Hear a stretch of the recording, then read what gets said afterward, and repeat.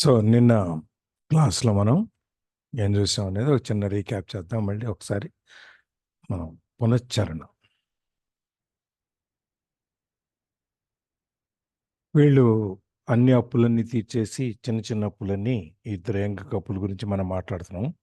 వాళ్ళ ఉద్యోగాలు, వాళ్ళ యొక్క జీతం, వాళ్ళ ఆదాయం, వాళ్ళు ఏ విధంగా దాన్ని ఖర్చు పెట్టారు, కొత్త ఇల్లు కొనుక్కోవటం, ఇవన్నీ కూడా మనం చూసాం. పైగా ఒక పాప మళ్ళీ ఫ్యామిలీలో యాడ్ అవ్వటం, వీళ్ళ అప్పులన్నీ పెరగటం, ఆ అప్పులన్నీ మళ్ళీ తిరిగి వీళ్ళు ఒక పెద్ద అప్పు తీసుకొని 30 సంవత్సరాలకి ఆ మిగిలిన అప్పులన్నీ తీర్చటం, అని తీర్చి ఒకే అప్పుగా పెట్టుకొని 30 సంవత్సరాలు రీపేమెంట్ పెట్టుకోవటం అనేది మనం చూసాం. అక్కడి నుంచి ఈ అమ్మాయి అప్పులన్నీ అయిపోయినాయి, 30 ఏళ్ళు మనం ఇన్స్టాల్మెంట్ కట్టుకుంటూ ఈఎంఐలు కట్టుకుంటే మనకు సరిపోతుంది అని చెప్పి వీళ్ళు ఒక విధంగా సాటిస్ఫై అయ్యి కూర్చున్నారు వీళ్ళు. సరే, ఒకరోజు వాళ్ళ ఊర్లో చిన్న సేల్ జరుగుతూ ఉంది. ఆ సేల్ జరగటానికి పక్కన ఇంటి ఆయన, పక్కింటి ఆయన సేల్ చూద్దాం రండి అని చెప్పి పిలిచాడు వీళ్ళకి. పిలిస్తే వీళ్ళు దాన్ని చూడటానికని వెళ్ళారు.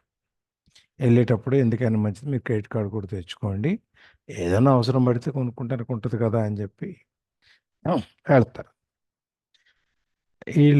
ఈ కప్పుల గురించి, ఈ యంగ్ కప్పులు, ఈ జంట గురించి ఈయనకి మొదటి నుంచి వీళ్ళకి ఐడియా ఉంది.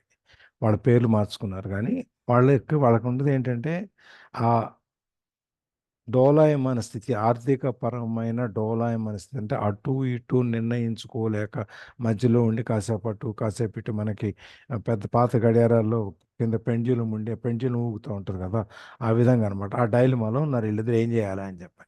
ఒకరోజు వీళ్ళు అనుకోకుండా ఈయన క్లాస్కి వెళ్ళడం జరుగుద్ది. ఈయన అడుగుతారు, మమ్మల్ని ఎట్లా మేము డబ్బులు తొందరగా పెంచుకోవాలి అని చెప్పని, డబ్బు ఎట్లా పెంచుకోవచ్చు అని.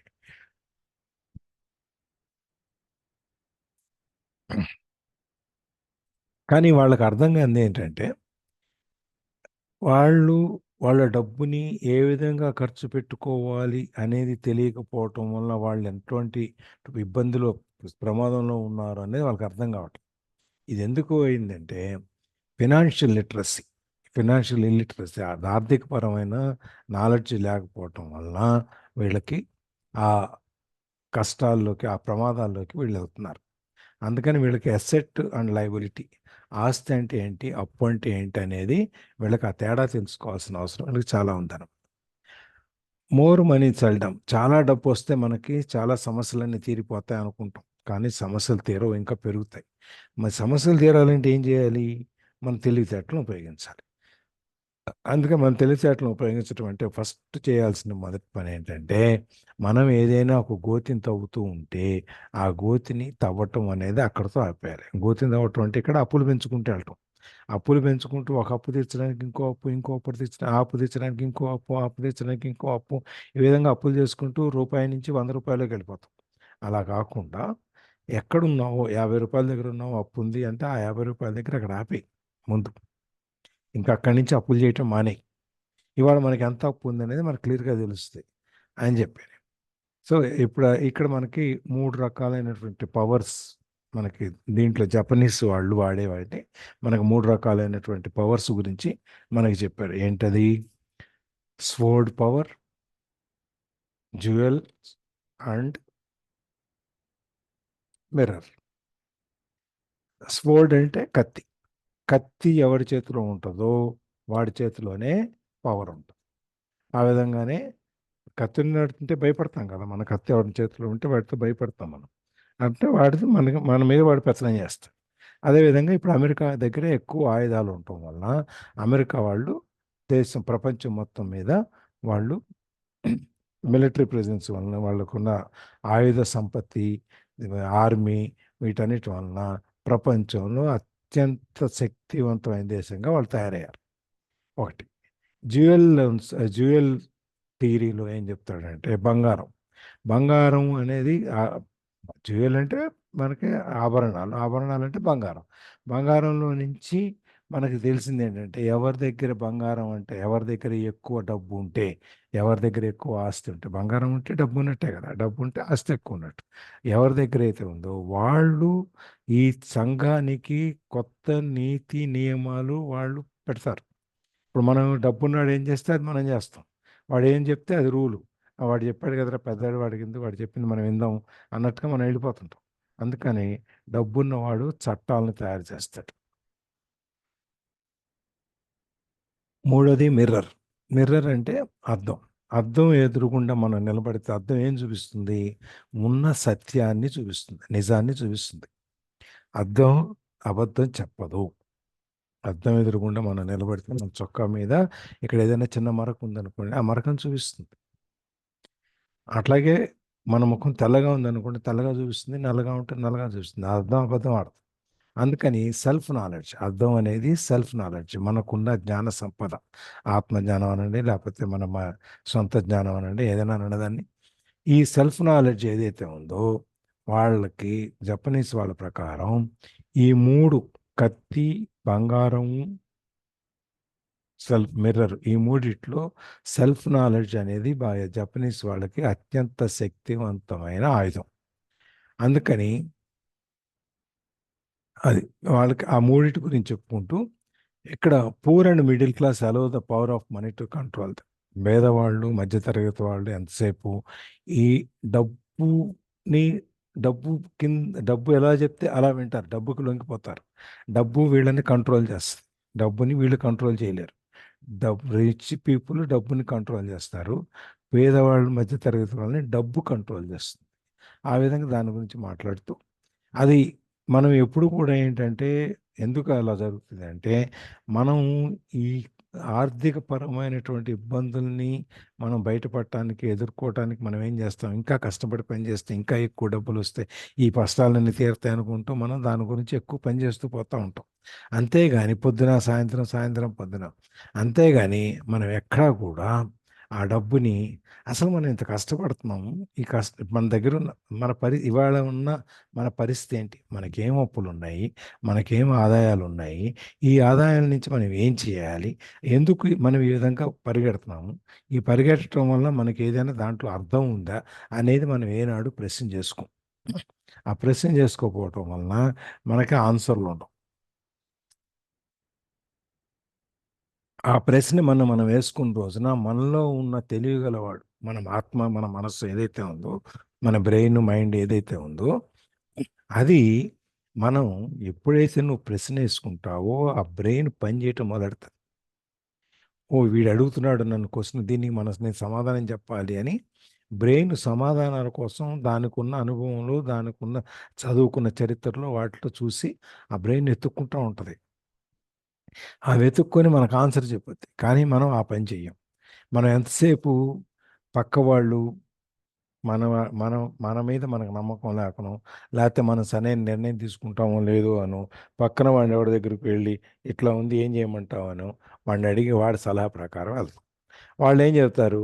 చాలామంది మనకు చెప్పేది ఏంటంటే, ఏముంది, నీకు వచ్చిన ఆదాయాన్ని నువ్వు డైవర్సిఫై చేయి, అందులో అందులో అందులో అందులో పెట్టుకుంటూ వెళ్ళు, లేకపోతే నువ్వు అక్కడ కొంత సంపాదించు, ఇందులో కొంత సంపాదించు, ఇక్కడ కొంత సంపాదించాను, లేకపోతే నువ్వు ఇల్లు కొనుక్కో, ఇల్లు కొనుక్కుంటాం, అది చాలా గొప్ప ఆస్తి, ఇంటి మీద పెట్టుకుంటే పెట్టుబడి పెద్ద గొప్ప పెట్టుబడి మనకు ఉండదు, దీని మీద మనకి ట్యాక్స్ రిబేట్లు వస్తాయి, అంటే మనం ఆ యొక్క అప్పుల కింద నుంచి మనకి ట్యాక్స్ బ్రేక్ వస్తుంది, ఆ ఇంట్లో అప్పు తీసుకున్నందువల్ల మనకి ట్యాక్స్ ఎగ్జామ్షన్స్ వస్తాయి, తర్వాత మంచి సేఫ్గా భద్రత కలిగిన ఉద్యోగం తీసుకో, తప్పులు చేయకు, జాగ్రత్తగా పెట్టుకో, రిస్కులు తీసుకోకు, ఇవన్నీ మనకి రకరకాలుగా చుట్టూ ఉన్నవాడు మనకి చెప్తారు. ఎందుకంటే ఇది భయం, భయం చేత వచ్చినటువంటి తెలివితేటలు అన్నమాట. మనకు తెలుసు, మనం ఇంతకుముందు సైక్రాటిస్టులు అందరూ చెప్పింది కూడా, చావు కంటే అత్యంత భయంకరమైనది ఏంటి అంటే పబ్లిక్ స్పీకింగ్. 10 మందిలో, నలుగురిలో స్టేజ్ మీదకి వెళ్ళి మాట్లాడటానికి చాలామందికి ఇప్పటికి కూడా బాత్రూమ్కి వెళ్ళాల్సి వస్తుంది. అట్లాంటిది ఎందుకంటే వీళ్ళకి రకరకాలైన భయాలు ఉంటాయి. ఆ భయాలు ఏంటంటే, మనం సరిగా మాట్లాడకపోతే మనం ఉన్న చుట్టూ కంపెనీలో మన ఫ్రెండ్స్ అందరూ మనం వేలేస్తారేమో, లేకపోతే మన చుట్టాలు, బంధువులు ఈ మాత్రం మాట్లాడటం చేత కదా అని మనని ఆట పట్టిస్తారేమో, లేకపోతే మనం ఒక్కళ్ళగా మాట్లాడటానికి భయపడటము, ఈ విధంగా లేదు ఎవరైనా మన విమర్శిస్తారనేటువంటి భయము, ఈ విధంగా రకరకాలైనటువంటి భయాలు మనని చుట్టుముట్టి మనం మాట్లాడటానికి భయపడేట్టు చేస్తారనమాట. అట్లాగే ఇక్కడ కూడా ఎడ్యుకేటెడ్ డాడ్ సెడ్, ఎంతసేపు చదువుకున్న వాళ్ళు ఏం చెప్తారంటే మనకి, mirror valued the power of mirror the most, for it is only when we look in to that what we find to. Fear is the main reason that people say play it safe. భయం అనేదే ముఖ్యమైన కారణం ప్రజలు మనకి జాగ్రత్తగా ఆడుకో అని, జాగ్రత్తగా ఉండు అని చెప్పటానికి. ఏదైనా సరే మనం జాగ్రత్త ఆడుకోమా, నువ్వు జాగ్రత్త అమ్మా, కింద పడతావు, పట్టుకొని నడువు, లేకపోతే నువ్వు స్కూల్కి వెళ్ళేటప్పుడు జాగ్రత్త, ఆటో బస్సు ఎక్కేటప్పుడు జాగ్రత్త. ఇవన్నీ రకరకాల జాగ్రత్తలు చెప్తూ ఉంటాం, ఎందుకంటే మనకు భయం. భయం వలన మనకి చెప్తూ ఉంటాం. అది ఏదైనా కానివ్వండి, ఆటలు కానివ్వండి, బంధుత్వాలు కానివ్వండి, ఉద్యోగం కానివ్వండి, డబ్బు కానివ్వండి, ఏదైనా కానివ్వండి. ఈ భయపడటం, లేకపోతే మన దగ్గర డబ్బులు లేకపోతే మన చుట్టూ ఉన్నవాళ్ళు మన వెలివేస్తారు, మన చుట్టూ ఇరుగు పొరుగులో మనకి వాల్యూ ఉండదు, మనకు విలువ ఉండదు, మనం జాగ్రత్తగా ఉండాలి అనేటువంటి భయం. ఇది మనని ఈ డబ్బు బాగా కష్టపడి పని చేయి, ఇల్లు కొనుక్కో, ఆ ఇంట్లో ఉండు, లేకపోతే ఒక సగం అద్దెకిచ్చి సగం నువ్వు ఉంచుకో, 2 పోర్షన్లు నీళ్ళు కొనుక్కో, లేకపోతే ఇంకోటి లేకపోతే ప్రమోషన్ తెచ్చుకో, నువ్వు ఈ కంపెనీకి పెద్ద వైస్ ప్రెసిడెంట్, ఇంకోటి ఉద్యోగం బాగా తీసుకుని ఆ కంపెనీకి పెద్ద హెడ్ అయిపోయి బాగా డబ్బులు సంపాదించి బాగా దాచుకో. ఇవన్నీ ఎంతసేపు మ్యూచువల్ ఫండ్స్లో ఎక్కడ డబ్బులు పెట్టాలి, ఏ విధంగా పెట్టాలి, ఈ విధంగా ఎంతసేపు మనకి నేర్పేది ఏంటంటే నువ్వు జాగ్రత్తగా ఉండు, నువ్వు ఎక్కువ రిస్క్ తీసుకోకు, నువ్వు ఎంతసేపు బలంగా పక్క వాళ్ళు ఏం చేస్తున్నారో చూసి అది నువ్వు చేసుకో అని ఈ విధంగా రకరకాలుగా మనకి నేర్పుతాడు. నిన్న మ్యూచువల్ ఫండ్స్ వరకు చదివాము. మ్యూచువల్ ఫండ్స్ గురించి కూడా నిన్న చాలా చర్చ జరిగింది. రామ్మోహన్ గారు మ్యూచువల్ ఫండ్స్ గురించి చాలాసేపు కొంచెం ఎక్స్ప్లెయిన్ చేశారు. దాని తర్వాత మనకి will need to look into the mirror and be true to our inner wisdom rather than our fears. మనం అందుకని అప్పుడప్పుడు మనం చేయాల్సింది ఏంటంటే మనం అద్దంలోకి తొంగి చూసుకోవాలి అప్పుడప్పుడు. చూసి మన భయాల కంటే కూడా మన జ్ఞానం, విజ్డమ్, మనకి ఏ జ్ఞానం అయితే ఉందో ఆ జ్ఞానాన్ని బయటికి తీయాలి. బయటికి తీసి ఓ నాకు ఈ జ్ఞానం ఉంది, ఈ విషయం గురించి, ఈ సబ్జెక్ట్ గురించి నాకు బాగా తెలుసు కాబట్టి నేను ఈ సబ్జెక్ట్ని గురించి మనం ఇంకొంచెం పెంచుకొని దీనిలో ఉన్న జ్ఞానాన్ని మనం పొంది దానివల్ల మన జీవితంలో ఉపయోగించుకొని మనం ఏమైనా బాగుపడగలం అని చూసుకుందాం అనేటువంటి అర్థంలో చూసుకొని మన సెల్ఫ్ నాలెడ్జ్ గురించి మనం చూడాలి అప్పుడప్పుడు. అట్లాగే దాని తర్వాత మనం వీళ్ళిద్దరికీ 16 ఏళ్ళు వచ్చినాయి. 9 ఏళ్ళు అప్పుడు మొదలుపెట్టారు. వీళ్ళిద్దరికీ 16 ఏళ్ళు వచ్చినాయి. 16 ఏళ్ళు వచ్చేటప్పటికి వీళ్ళ ఆలోచన విధానం మారిపోయింది. మైక్ అండ్ రాబర్ట్‌కి. స్కూల్లో స్కూల్లో మిగిలిన పిల్లలు ఉన్న ఆలోచన విధానానికి, వీళ్ళ ఆలోచన విధానానికి తేడా వచ్చింది. అందుకని వీళ్ళు కొంచెం ఆ గుంపులో నుంచి వీళ్ళు వేరుగా వచ్చేస్తున్నారు. అప్పుడు వీళ్ళు ఏం చేస్తున్నారు, వీళ్ళు వీకెండ్‌లో మైక్ వాళ్ళ షాప్‌లో పనిచేస్తున్నారు. తర్వాత స్కూల్‌లో చదువుకుంటున్నారు. స్కూల్ అయిపోయిన తర్వాత వాళ్ళ ఫాదర్ దగ్గరికి వచ్చి పనిచేయటం, వీకెండ్స్‌కి షాప్‌లో పనిచేయటం. అంతేకాకుండా మైక్ వాళ్ళ ఫాదరు బిజినెస్ మ్యాన్ కాబట్టి చాలా ఆస్తులున్నాయి కాబట్టి, ఆయన రకరకాల వాళ్ళతో అకౌంటెంట్స్‌తో, చార్టర్డ్ అకౌంటెంట్స్‌తో, బ్యాంకర్స్‌తో, మరి బ్రోకర్స్, ఇన్వెస్టర్స్, మేనేజర్స్ ఆయన యొక్క వ్యాపారానికి సంబంధించినటువంటి అన్ని రకాల వృత్తి నిపుణులతో, ప్రొఫెషనల్స్‌తో మాట్లాడటం చూశాడు. ఆయన 13 సంవత్సరాల వయసులో స్కూల్లో మానేసి ఆయన వ్యాపారం చేస్తూ ఎంతో సంపాదించి ఇవాళ తనకంటే బాగా చదువుకున్న వాళ్ళని తను కంట్రోల్ చేయటం చూస్తున్నాడు. వాళ్ళకు కూడా ఆయన ఎప్పుడు పిలుస్తాడా, ఎట్లేం తిడతాడా అన్న భయంతో వాళ్ళు పనిచేస్తూ ఉంటారు. ఎందుకంటే ఆయన చెప్పినట్టు వా- వాళ్ళు చెప్పిన దాన్ని ఆయన ఎప్రూవ్ చేయకపోతే, మళ్ళీ ఆయన ఒప్పుకోకపోతే వీళ్ళకి ఉద్యోగాలు పోతాయి. అందుకని ఎంతసేపు వీళ్ళు ఆ కత్తి మీద సాములాగా వాళ్ళ జీవితాన్ని వాళ్ళు గడుపుతూ ఉంటారు.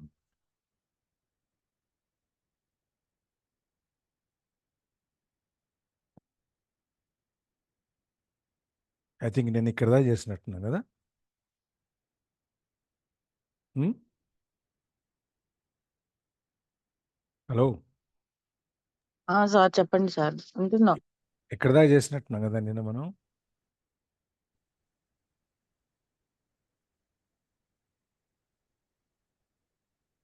మర్చిపోయారు, ఎవరు గుర్తులేదా?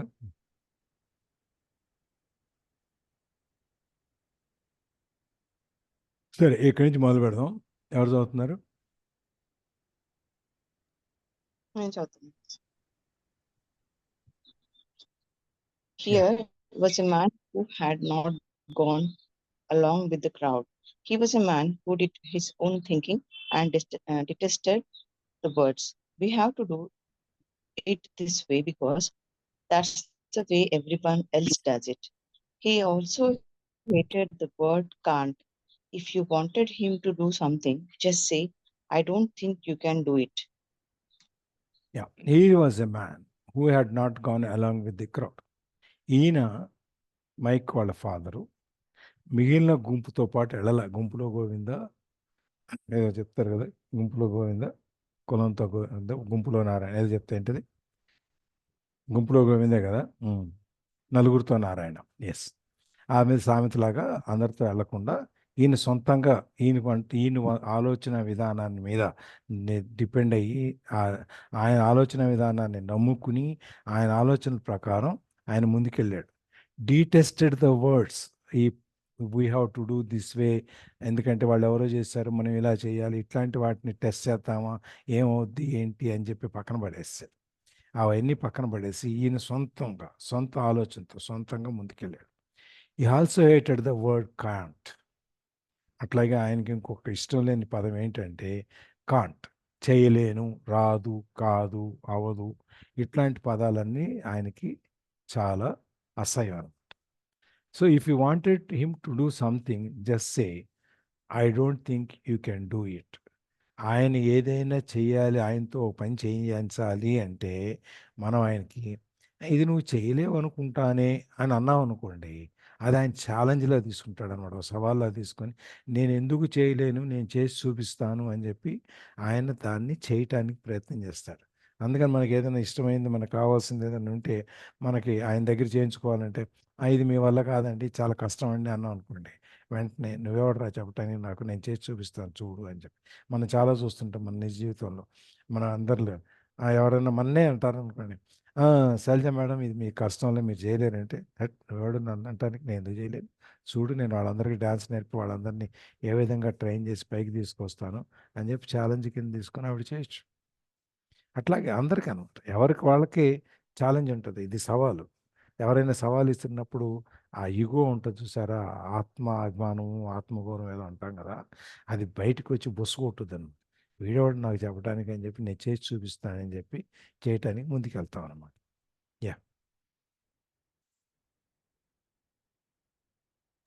Mike and I learned more sitting on on his meetings than we did in all of years of school, college included. Mike's dad was not book smart, but he was financially educated and successful as a result. He told us over and over again, an intelligent person hires people who are more intelligent than he is.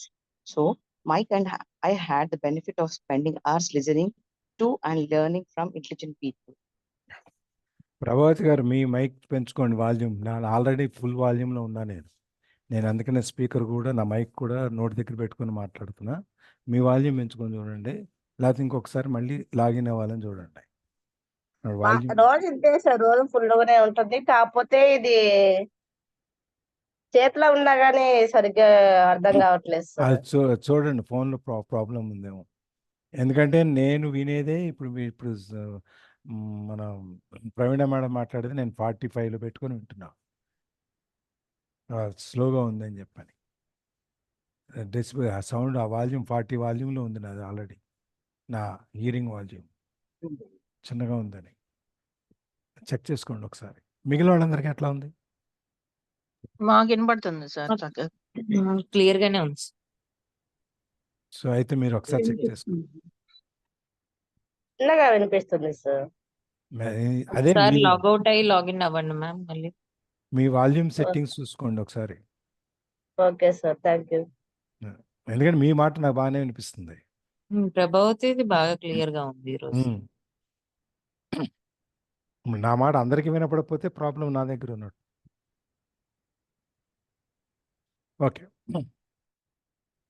Mike and I learned more sitting in on his meetings than we did in all our years of school, college included. నేను mic ఇద్దరం కలిసి వాళ్ళ father మీటింగులతో కూర్చుని, ఆయన మీటింగులతో పాటు కూర్చుని వాళ్ళందరితో మాట్లాడేది విని నేర్చుకున్న కాలేజీలు, స్కూల్లో నేర్చుకున్న దానికంటే కూడా ఆయన వాళ్ళ మీటింగుల్లో వాళ్ళతో ఎట్లా మాట్లాడుతున్నాడో చూసి నేర్చుకున్నదే ఎక్కువ. అంటే స్కూలు, కాలేజీల్లో మాకు అంత ఎక్కువ ఈ ఈ వాళ్ళు మొదటి నుంచి చెప్తున్నాడు కదా, మన స్కూలు, కాలేజీల్లో మనకి ఫైనాన్షియల్ లిటరసీ, మన ఆర్థికమైన సంబంధాల గురించి, ఆర్థికమైన విషయాల గురించి ఎక్కువ చెప్పరు అది అని చెప్పి. అందుకని స్కూలు, కాలేజీల్లో కలిపి నేర్చుకున్న దానికంటే ఎక్కువ ప్రాక్టికల్గా అక్కడ మీటింగ్స్లో వాళ్ళ చర్చల్లో జరిగేదాన్ని విని వీళ్ళు ఎక్కువ నేర్చుకున్నారనమాట. Mike's dad was not book smart, but he was financially educated and successful as a result. Mike dad ఎవరైతే ఉన్నాడో ఆయనకి క్వాలిఫికేషన్స్ లేవు, డిగ్రీ లేవు, కాలేజీలు, స్కూల్కి వెళ్ళి చదువుకోలే, బుక్స్లో ఏమున్నాయో తెలియదు ఆయనకి. బట్ ఫైనాన్షియల్గా, ఆర్థిక పరంగా ఆయన 13వ వయసు సంవత్సరం నుంచి అనుభవంతో చాలా నేర్చుకున్నాడు ఆయన. అండ్ అది నేర్చుకోవటమే కాకుండా దాని ఫలితంగా ఆయన విజయాన్ని సాధించాడు, విజయవంతంగా అయ్యాడు. ఆయన డబ్బులు సంపాదించాడు, ఆస్తులు సంపాదించాడు, కోట్లు సంపాదించాడు, ఒక సామ్రాజ్యాన్ని నిలబెట్టాడు. అట్లా ఇవన్నీ ఆయన చేయగలిగాడు చదువుకోకపోయినా కూడా. అందుకని ఈ told us over and over again ఎప్పుడు మాకు చెప్పేది ఏంటంటే, an intelligence person hires people who are more intelligent than is. ఒక తెలియగల వ్యక్తి తనకంటే తెలియగల వాళ్ళని ఆ ఉద్యోగస్తులుగా నియమించుకుంటాడు.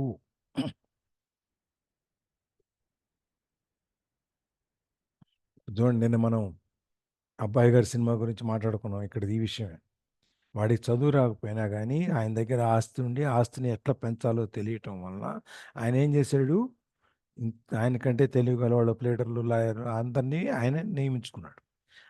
అందుకని తెలియగలవాడు ఎవరిని ఎక్కడ పెట్టాలో అది తెలిసినవాడు ఆ విధంగా తనకంటే తెలియగల వాళ్ళని నియమించుకుంటాడు. నేను సేలంలో డివిజన్ మేనేజర్గా పనిచేసేటప్పుడు మాకు పల్లిపాళెం అని చెప్పి ఒక ఊరు ఉండేది ఈరోడ్ దగ్గర. అక్కడ ఒక కంపెనీ ఉంది, టెక్స్టైల్ కంపెనీ, స్పిన్నింగ్ మిల్ అనమాట. ఆ ఓనర్ కూడా గౌండర్స్ అక్కడ ఎక్కువ కాస్ట్ అనమాట. వాళ్ళు ఎంతసేపు ఎట్లా సంపాదించాలో తెలుసు, ఏ విధంగా సంపాదించాలో తెలుసు, ఎవరిని ఎక్కడ పెడితే అది వాడు బాగా సంపాదించి పెడతాడో వాళ్ళకి బాగా తెలుసు.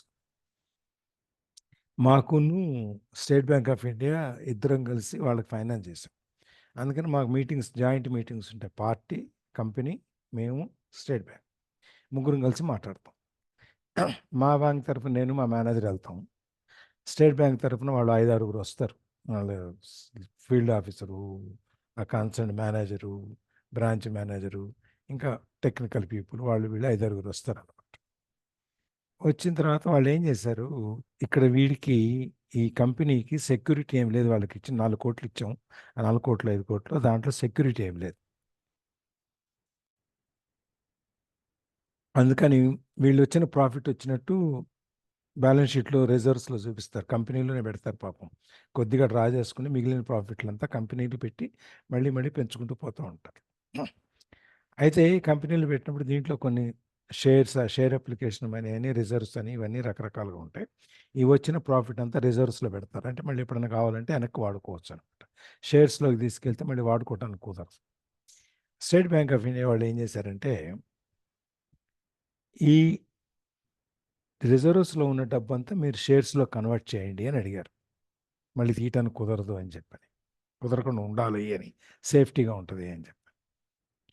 అంటే వాళ్ళ ఆడిటర్స్, వాళ్ళ చార్ట్ అకౌంటెంట్ వాళ్ళందరూ మా మొఖాలు చూస్తున్నారు. ఆయన అడిగాడు, ఏంటి చెప్పారు వీళ్ళు అని చెప్పి. ఆయనకు అర్థం కాలేదు ఇంగ్లీష్లో చెప్తే.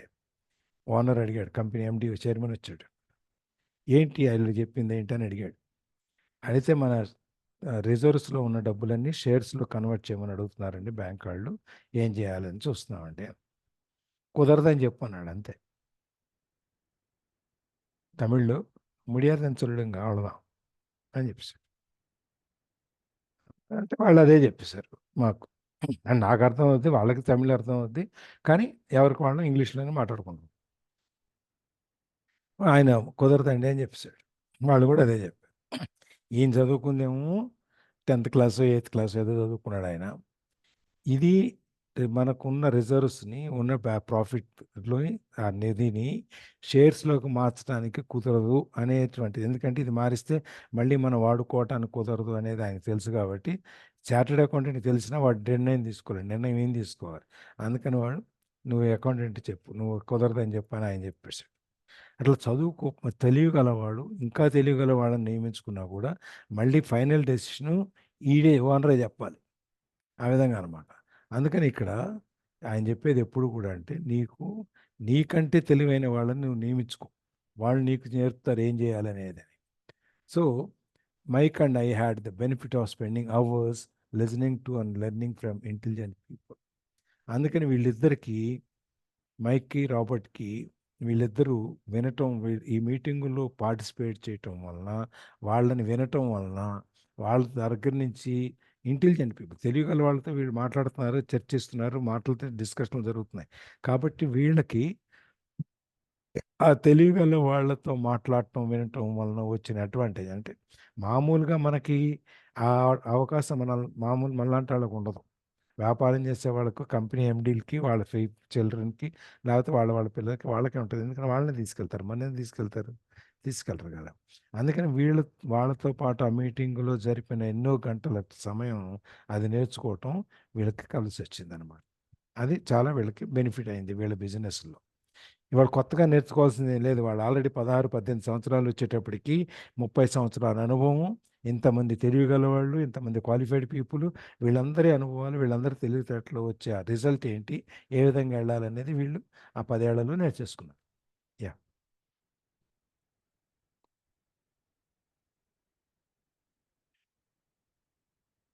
ప్రవీణ madam. Okay. But because of this, Mike and I could not go along with the standard dogma our teachers preached, and that caused problems. Whenever the teacher said, if you don't get good grades, you won't do well in the real world, Mike and I just raised our eyebrows.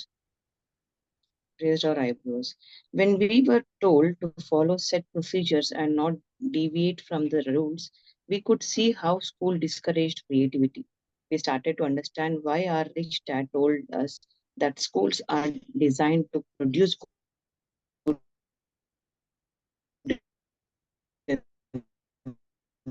good employees instead of employers.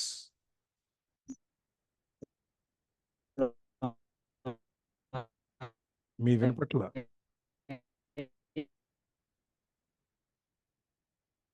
Praveena madam.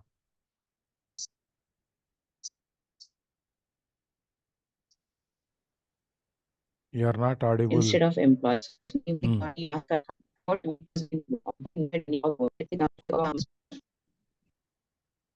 Me phone problem చూడండి. చెప్పండి sir. వినపట్లేదు.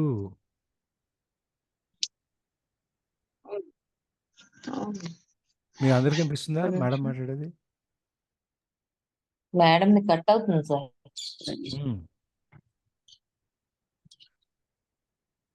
సరే, ఇంకెవరైనా చదవండి, అంతలో ఆవిడ correct చేసుకుని వచ్చే లోపల. హలో చెప్పండి. ప్రవీణ. ఎంప్లాయర్స్ వర్క్ వినిపించిందా? Occasionally, Mike or I would ask our teachers how what we studied was applicable in the real world, or why we never studied money and how it worked. To the latter question, we often got the answer that money was not important, that if we excelled in our education, the money would follow. The more we knew about the power of money, the more distant we grew from the teachers and our classmates. Yeah.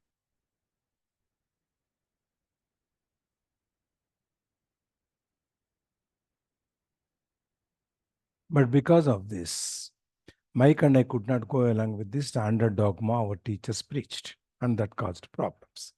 వీళ్ళు ఈ intelligent పీపుల్తో, వీళ్ళ ఫాదర్తో కూర్చొని రకరకాల మీటింగ్స్లో ఇవన్నీ participate చేసి కొత్త విషయాలు, అన్ని పెద్ద విషయాలన్నీ తెలుసుకోవటం అనేది చివరికి ఏమైంది, స్కూల్లోకి వచ్చేటప్పటికి మిగిలిన వాళ్ళకి టీచర్స్ నేర్పేదానికి వాళ్ళ ప్రొసీజర్ల ప్రకారం బోర్డు మీద రాసి పుస్తకంలో ఉన్నది వాళ్ళు చదివి చెప్పేదానికి వీళ్ళు చేసేదానికి సంబంధం లేకపోయింది.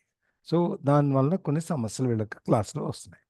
వెన్ ఎవర్ టీచర్ సెట్ మీరు క్లాస్లో మంచి మార్కులు తెచ్చుకోకపోతే మీరు జీవితంలో బాగా చేయలేరు, మీరు జీవితంలో ఫెయిల్ అవుతారు అని చెప్పి టీచర్ చెప్తూ ఉంటే వీళ్ళకి ఆశ్చర్యం వేసేది అనమాట. అదేంటి ఇక్కడేమో మనం అక్కడ అది నేర్చుకుంటున్నాం, ఇక్కడ ఇది చెప్తుంది, మనకేం లేదు ఎట్లా అని చెప్పేసి. So when we were told to follow set procedures and not divide from the rules, we could see how school discouraged creativity. ఎప్పుడైతే స్కూల్లో వాళ్ళు ఈ ప్రొసీజర్ ప్రకారం వెళ్ళండి, ఈ ప్రొసీజర్ ప్రకారమే చేయండి, ఇది ఏ అంటే ఇట్లనే రాయాలి, మీరు ఇంకో విధంగా రాయకూడదు, ఏ అంటే ఏ అనే పలకాలి, ఆ అని అనకూడదు. మాంటిసోరీలో వాళ్ళకి ఆల్ఫాబెట్స్ నేర్పేటప్పుడు, మాంటిసోరీ స్కూల్ గురించి మీకు తెలిసే ఉండొచ్చు, వాళ్ళకి ఏ అనరు, ఆ అంటారు. బిని బ అంటారు. మనం పలికే విధానం ఏ విధంగా ఉందో ఆ విధానంలో అక్షరాలను పలుకుతారు. యాపిల్ అని అనుకోండి, వాడు యా అంటాడు అనమాట. ఏ ఫర్ యాపిల్, యాపిల్ అంటాం కదా, ఏ అనేదాన్ని ఆ ఏలాగా పలకం, యాపిల్ అని పలికినప్పుడు యా అంటాం. ఆ విధంగా అట్లాగే బిల్డింగ్ అన్నప్పుడు బిల్డింగ్ అను, బి అని చెప్పి బిల్డింగ్ అట్లా చదవం. ఆ విధంగా ఒక్కొక్క అక్షరాన్ని వాళ్ళు ఏ విధంగా పలుకుతారో అదే విధంగా చదువుతారు. మనం లాగా ఏబిసిడిఈ అలా చదవరు వాళ్ళు మాంటిసోరీ స్కూల్. అదేవిధంగా ఇక్కడ మనం ప్రాక్టికల్గా ఏం చేస్తున్నాము అనేది కాకుండా వాళ్ళు మేము చెప్పినట్టుగానే మీరు చేయాలి అని స్కూల్లో చెప్పటం వలన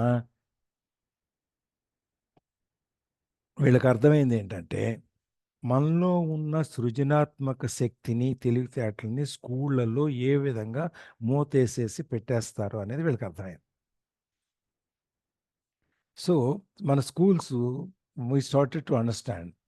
మనం వాళ్ళ రిచ్ డాడ్ వీళ్ళకి చెప్పేవాడు, మీ స్కూళ్ళల్లో మొదట్లో అని చెప్పాడు, మీ స్కూళ్ళల్లో మీకు నేర్పే విధంగా నేను నేర్పను, నేను నేర్పే విధానం వేరుగా ఉంటుంది, కాబట్టి మీరు ఆ విధానంగా నేర్చుకోండి అని చెప్పి, నేను మీ స్కూల్లో చెప్పినట్టు బ్లాక్ బోర్డ్ మీద వైట్ పెన్తో వేసి చాక్ పీస్ పెట్టుకొని ఈ విధంగా 1 2 3 4 అని ఐసి స్టెప్ అన్నీ చెప్పుకుంటూ నేను చెప్పను. మీరు నేర్చుకోవాల్సింది నేను చేసుకుంటూ వెళ్తాను, నేను చేసిన దాంట్లోంచి మీరు నేర్చుకోండి అని చెప్పి ముందే చెప్తాడు. అందుకని వీళ్ళకి అర్థమైంది ముందే తెలుసు కాబట్టి వీళ్ళకి మా రిచ్ డాడ్ ఎందుకు చెప్పాడు, మన స్కూళ్ళు ఒక స్ట్రక్చర్, ఒక పద్ధతి ప్రకారమే వెళ్తాయి, వాళ్ళు మారరు దాంట్లో నుంచి. బిజినెస్ స్కూల్స్ అయినా సరే, మన మేనేజ్మెంట్ స్కూల్స్ అయినా సరే, మన రెగ్యులర్ స్కూల్స్ కాలేజీలు అయినా సరే, ఏవైనా సరే వాళ్ళు సెట్ ప్రొసీజర్, ఈ విధంగా వెళ్ళాలి అంటే ఈ విధంగా కట్టుకొని ఇలాగే వెళ్తారు, ఇలా ఎందుకు వెళ్ళకూడదు అని చూడరు. అందువల్ల వాళ్ళు ఉద్యోగస్తులను తయారు చేస్తున్నారు కానీ ఉద్యోగం చేసే మిషన్లు తయారు చేస్తున్నారు కానీ ఉద్యోగం ఇచ్చేటువంటి ఓనర్స్ని, ఎంప్లాయర్స్ని, ఆ బిజినెస్ పీపుల్ని తయారు చేయలేకపోతున్నారు అనేది ఆయన మొదటి నుంచి చెప్తున్నాడు. కాబట్టి రిచ్ డాడ్ వీళ్ళకి అర్థమైంది ఎందుకని చెప్పని.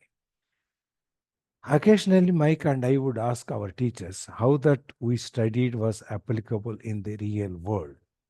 అప్పుడప్పుడు మేము మా టీచర్స్ని వీళ్ళిద్దరు అడుగుతూ ఉంటున్నాం, ఇప్పుడు మీరు చెప్పేది మాకు నిజ జీవితంలో, ప్రపంచంలో మేము బయటికి వెళ్ళినప్పుడు మాకు ఇది ఏ విధంగా ఉపయోగపడుతుంది అని చెప్పి. లేదు, why we never studied money and how it worked. ఇది మీరు మా క్లాస్లో చెప్పేది మా నిజ జీవితంలో బయటికి వెళ్ళినప్పుడు మాకు ఉద్యోగాల్లో లేకపోతే మీకు ఎట్లా ఉపయోగపడుతుంది అని అడగటము, లేదంటే మనం డబ్బు గురించి ఎందుకు చదవము, డబ్బు ఎలా పనిచేస్తుంది అనేది మీరు ఎందుకు నేర్పరు అనేది, ఇట్లాంటి ప్రశ్నలు వాళ్ళు వేయటం మొదలెట్టారు. ఇది అడిగేటప్పటికి వాళ్ళకి కొంచెం టీచర్స్ కష్టం, ఎందుకంటే ఈ ఆన్సర్లు వాళ్ళు ఎప్పుడు ఈ చదువుకోలేవాళ్ళు. So to the latter question, we often got the answer that money was not important, that if we excelled in our education, the money would follow. డబ్బు ఎందుకు, ఎట్లా పనిచేస్తుంది, డబ్బు గురించి మనం ఎందుకు చదవము ఇవన్నీ అంటే వాళ్ళు చెప్పేది ఏంటంటే టీచర్స్ స్కూల్లో ఏం చెప్పేవాళ్ళు అంటే నువ్వు డబ్బు గురించి తెలుసుకోక్కర్లేదు అది పెద్ద ముఖ్యం కాదు నువ్వు చదువులో బాగా మార్కులు తెచ్చుకొని ర్యాంకులు తెచ్చుకొని బాగా పాస్ అయితే డబ్బు ఆటోమేటిక్గా దాని వెనకాల అది పరిగెత్తుకుంటూ వస్తుంది అని నేర్పేవాడు. The more we knew about the power of money, the more distant we grew from the teachers and our classmates. వీళ్ళకి డబ్బు గురించి ఎప్పుడైతే ఇంకా ఇంకా తెలుసుకోవటం మొదలైందో తెలుసుకుంటా ఉన్నారు ఎక్కువ డబ్బు యొక్క శక్తి గురించి వీళ్ళు మెల్లగా స్కూల్లో చెప్పే విధానానికి వాళ్ళ స్కూల్లో మిగిలిన వాళ్ళు నేర్చుకునే విధానానికి వీళ్ళు నేర్చుకుని అనుసరించే విధానానికి ఉన్న తేడా వల్ల మధ్యలో వీళ్ళ దూరం వీళ్ళ టీచర్స్కి మిగిలిన క్లాస్మేట్స్కి వీళ్ళకి మధ్యలో దూరం పెరుగుతూ ఉంది. వీళ్ళకి ఎందుకంటే వీళ్ళ నాలెడ్జ్ వేరు ప్రాక్టికల్ వాళ్ళ నాలెడ్జ్ వేరు వాళ్ళది బుక్కిష్ నాలెడ్జ్. ఇప్పుడు మీకు ఒక చిన్నది చెప్పాలంటే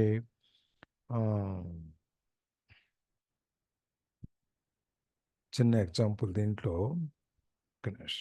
లెట్ మీ రిమెంబర్.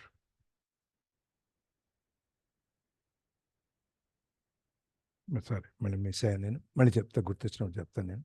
ఇది ఎంతసేపు డబ్బుకు ఉన్న శక్తిని మనం తెలుసుకున్నప్పుడు మనం డబ్బుని ఏ విధంగా మనం కంట్రోల్ చేయొచ్చు డబ్బు మన నియంత్రణలో పెట్టుకోవచ్చు అనేది మనకు తెలిసిందనమాట. ఇది ఏ విధంగా తెలుసుకుంటా ఉంటాం. Yes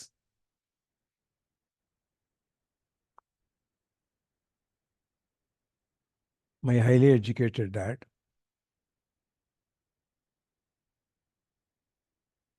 matter Yeah. ఎక్కడే ఉన్నారు మరి ఎక్కడున్నారు? ఉన్నాను సార్ ఇక్కడ. అది తొందర క్లిక్ అవ్వట్లేదు ఏమైందో. సరే చదవండి. My highly educated my dad. Highly educated dad ఏమైనా అన్నారా సార్? ఏం లేదండి చదవండి. My highly educated dad never pressured me about my grades, but we did begin to argue about money. By the time I was 16, I probably had a far better foundation with money than both my parents. I could keep books. I listened to tax accountants, corporate attorneys, bankers, real estate brokers, investors, and so forth. By contrast, my dad talk to other teachers. So వీళ్ళ original father real father ఎవరైతే ఉన్నాడో ఆయన బాగా చదువుకున్న ఆయన qualifications బాగా ఉన్నాయి highly educated.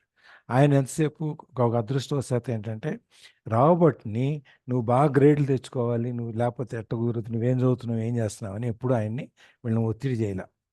So దానివల్ల ఏమైంది but we did begin to argue about money.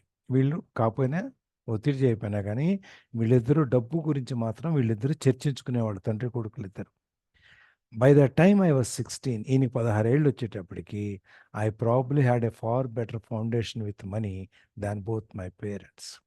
16 ఏళ్ళ వయసు వచ్చేటప్పటికి ఈయనకి డబ్బు గురించి ఉన్న పునాది ఏదైతే ఉందో డబ్బు గురించి తెలిసిన నాలెడ్జ్ ఏదైతే ఉందో వాళ్ళ పేరెంట్స్ ఇద్దరి కంటే కూడా తల్లిదండ్రులు ఇద్దరి కంటే కూడా ఈయనకి ఎక్కువ నాలెడ్జ్ ఉంది. ఎందుకంటే పుస్తకాలు చదువుకునేవాడు, ట్యాక్స్ కన్సల్టెంట్స్ని వినేవాడు, కార్పొరేట్ అటార్నీస్ లీడర్లను వినేవాడు, బ్యాంకర్లు వినేవాడు, రియల్ ఎస్టేట్ బ్రోకర్స్ని వినేవాడు, ఇన్వెస్టర్స్ డబ్బులు ఎక్కడ పెట్టాలి వినేవాడు. ఈ విధంగా రోజు మైక్ వాళ్ళ ఫాదర్తో కూర్చుని మైకన్ను ఈయన వాళ్ళ ఫాదర్తో కూర్చొని ఈ యొక్క వీళ్ళందరూ మాట్లాడే పద్ధతి వీళ్ళు ఎక్కడెక్కడ ఏమేం చేయాలి ఎలా చేయాలి అనేది ఇవన్నీ విని వీళ్ళు మిగిలిన వాళ్ళందరికంటే ఎక్కువ నేర్చుకోవడం జరిగిందనమాట. బై కాంట్రాస్ట్ వీళ్ళ ఫాదర్ మైక్ వాళ్ళ ఫాదర్ ఏమో వ్యాపారానికి సంబంధించి వీళ్ళందరితో మాట్లాడుతూ ఉంటే రాబర్ట్ వాళ్ళ ఫాదర్ ఏమో ఆయన ఎడ్యుకేటెడ్ టీచర్ కాబట్టి మిగిలిన టీచర్స్తో మాట్లాడుతుండేవాడు. ఇప్పుడు టీచర్స్తో మాట్లాడినప్పుడు ఏమైంది ఇప్పుడు సావిత్రి గారు టీచర్ అనుకోండి ఆవిడ లెక్చరర్ కదా ఆవిడ లెక్చరర్స్తో మాట్లాడినప్పుడు ఏం మాట్లాడతారు సబ్జెక్ట్ గురించి మాట్లాడతారు లేకపోతే ఆ క్లాసులో ఆ పిల్లలు ఇట్లున్నారు ఈ క్లాసులో ఈ పిల్లలు అట్లున్నారు అని మాట్లాడతారు అంతేనా? సావిత్రి మేడం ఉన్నారా?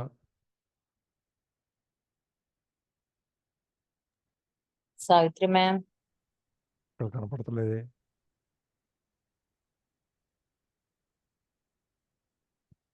అంతే కదా ఉన్నారు సార్ దాని గురించే మాట్లాడుతూ ఉంటారు. అంతే కదా ఎవరైనా మనకేందో సబ్జెక్ట్ కామన్ సబ్జెక్టు దాని గురించే మాట్లాడుకుంటాం. ఇప్పుడు బిజినెస్ పీపుల్ ఉన్నారనుకోండి, బిజినెస్ పీపుల్ ఏం మాట్లాడుకుంటారు?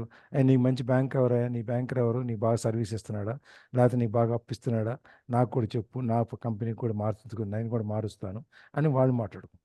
లేకపోతే లాయర్ దగ్గరికి వెళ్తే, ఇదిగో ట్యాక్స్ ప్రాబ్లం ఇది ఉంది, ట్యాక్స్ కన్సల్టెంట్ దగ్గరికి వెళ్తే ఈ ట్యాక్స్ ప్రాబ్లం ఉంది, ఇందులో ట్యాక్స్ తగ్గించాలో, లేకపోతే ట్యాక్స్ కట్టకుండాను, లేకపోతే ఇందులో ఈ సమస్యల నుంచి బయటికి రావడం ఎలాగో చెప్పు, నీ ట్యాక్స్ కన్సల్టెంట్ ఎవరు వాళ్ళు. వాళ్ళ భాష వేరుగా ఉంటుంది, మన భాష వేరుగా. మనం మాట్లాడుకున్నాం అనుకోండి, ఎంతసేపు మనం ఏం మాట్లాడుకుంటాం, మన గ్రూప్ గురించి, లేకపోతే ఎవరెవరు ఎట్లా ఉన్నారని గురించి, లేకపోతే మన ఈ ప్రాబ్లమ్స్ ఏమైనా ఉంటే, సార్ నాకు ఈ ప్రాబ్లం ఉంది, లేకపోతే నాకు ఈ ప్రాబ్లం ఉంది, దీన్ని ఎట్లా సాల్వ్ చేసుకోవాలి అనేది మనం మాట్లాడుకుంటాం. అది ఎవరి లెవెల్లో ఉండేవాళ్ళు వాళ్ళ వాళ్ళ లెవెల్లో వాళ్ళ భాష మాట్లాడుకుంటారు. అందుకని ఈయనకి వచ్చేటప్పటికి ఈయన వీళ్ళందరితో బాగా తెలివి ఉన్న వాళ్ళతో, చదువుకున్న వాళ్ళతో మాట్లాడటంతో ఈయనకి ఈ ఈ ఫౌండేషన్ ఈయనకి అబ్బింది అనమాట. మిగిలిన వాళ్ళందరికంటే ఈ తెలివితేటలకి ఎక్కువ వచ్చినాయి. యా.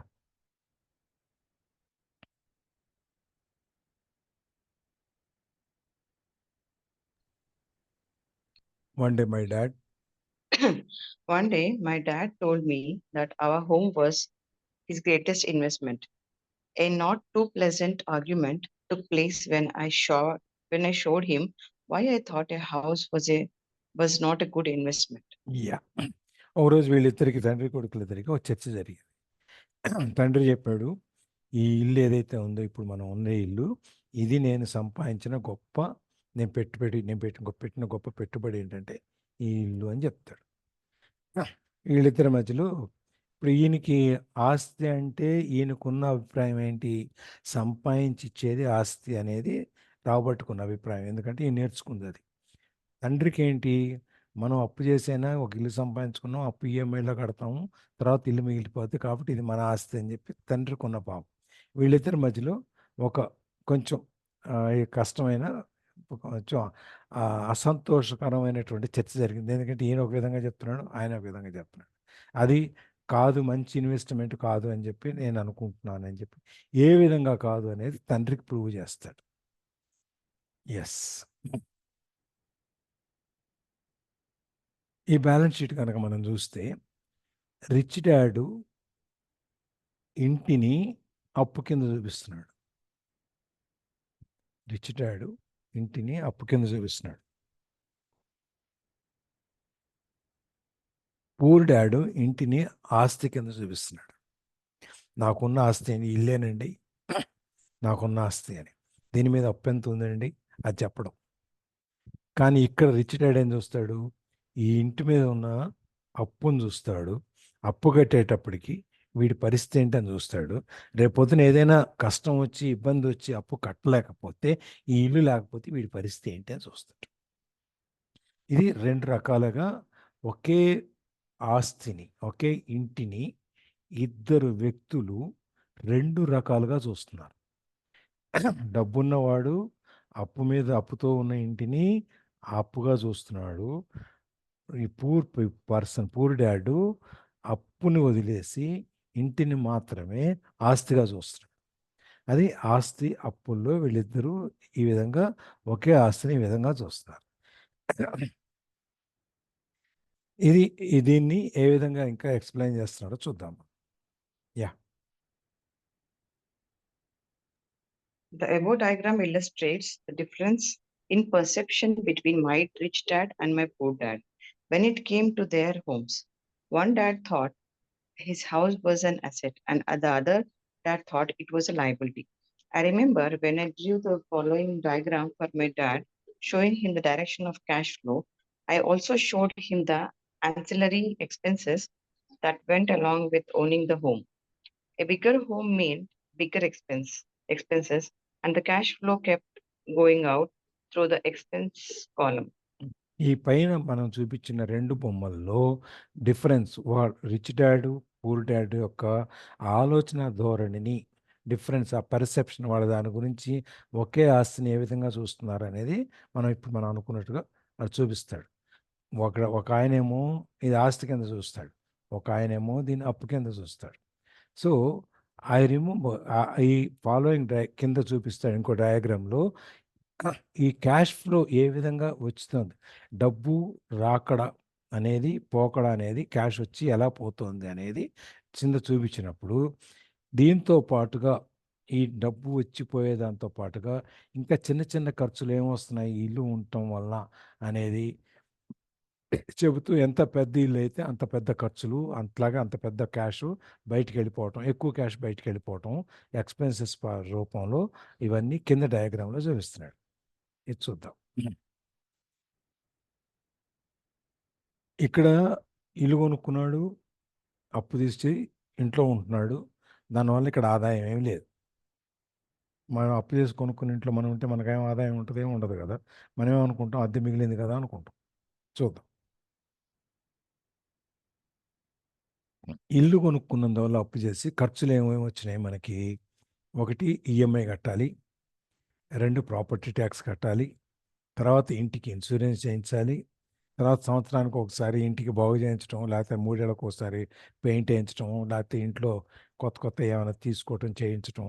అదే కాకుండా ఇంకా ఈ అవసరాన్ని బట్టి మన కబ్బోర్డ్స్ ఉన్నాయి, కబ్బోర్డ్స్కి డోర్స్ చేయించాం. మొదట్లో డోర్స్ పెట్టుకోరు, తర్వాత ఒక ఏడాది అయిన తర్వాత మెల్లగా కబ్బోర్డ్స్కి డోర్స్ లేవు, దుమ్ము పడుతుందని చెప్పి డోర్స్ పెట్టడం మొదలెడతారు.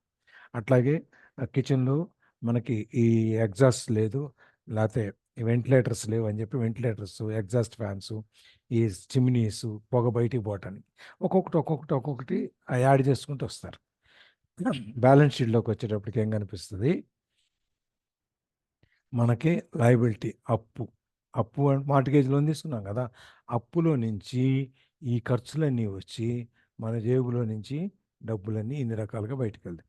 ఆస్తి కొన్నందువల్ల మనకు వచ్చే అడిషనల్ ఖర్చులు ఏంటి, యూటిలిటీస్, ఇంటికి కావాల్సిన వాటి ఖర్చు పెట్టాం, దానికి కావాల్సిన మెయింటెనెన్స్, కరెంటు, మోటరు, దానికి ఒక పని మనిషి, మళ్ళీ మోటార్ వేసేవాడు, నీళ్లు పెట్టేవాడు, నీళ్లు తీసేవాడు, ఇవన్నీ, దానికి మళ్ళీ సంవత్సరానికి ఒకసారి ఇన్సూరెన్స్ ప్రీమియం, లోన్ అంతకాలం మనం ఇన్సూరెన్స్ కడుతూ ఉండాలి ఇంటికి.